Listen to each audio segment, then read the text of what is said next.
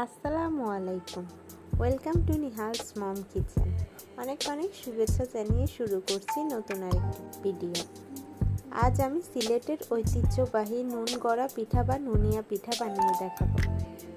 এর জন্য প্রথমে একটি পাত্রে 1 কাপ পানি দিয়ে এতে পেঁয়াজ কাঁচামরিচ কুচি দিয়ে দিয়েছি।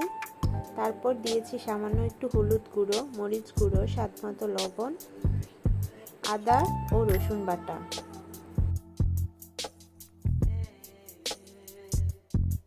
ভালো করে মিশিয়ে নেব।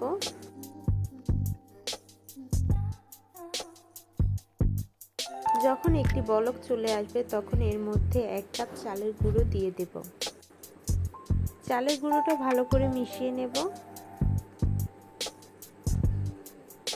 ভালো করে মিশানো হয়ে গেলে চুলার জালটা বন্ধ করে ঢেকে রাখবো।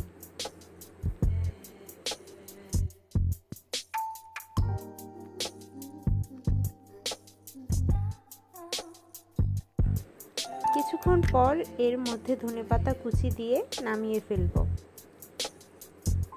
এবার ভালো করে ডোটা মথে নেব। ভিডিওটি ভালো লাগলে লাইক কমেন্ট করে জানাবেন। আপনারা যদি আমার চ্যানেলে নতুন হয়ে থাকেন তাহলে চ্যানেলটি সাবস্ক্রাইব করে বেল বাটনে ক্লিক করে রাখবেন। রুটির আকারে বেলে নেব। একটি কুকি কাটার দিয়ে যে কোনো শেপের কেটে নেব। আমি এখানে কাপকেক মোল্ড দিয়ে পিঠাগুলো কেটে নিয়েছি।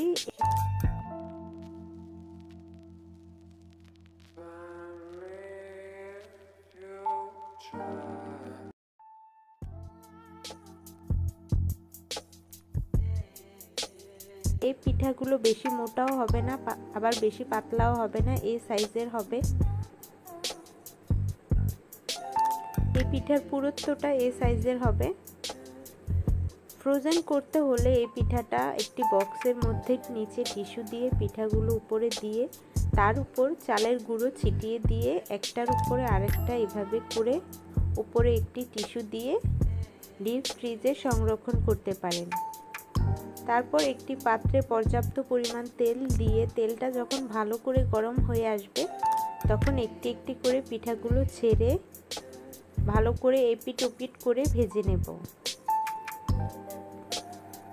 যারা মিষ্টি পিঠাটা খেতে পছন্দ করেন না তারা চাইলে এভাবে ঝাল পিঠাটা তৈরি করে খেতে পারেন।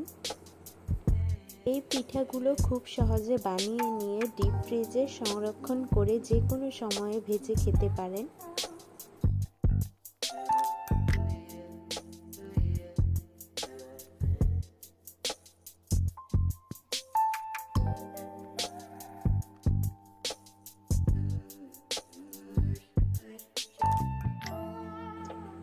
পিঠাটা কতটা ক্রিস্পি হয়েছে সেটা আপনারা দেখলেই বুঝতে পারবেন।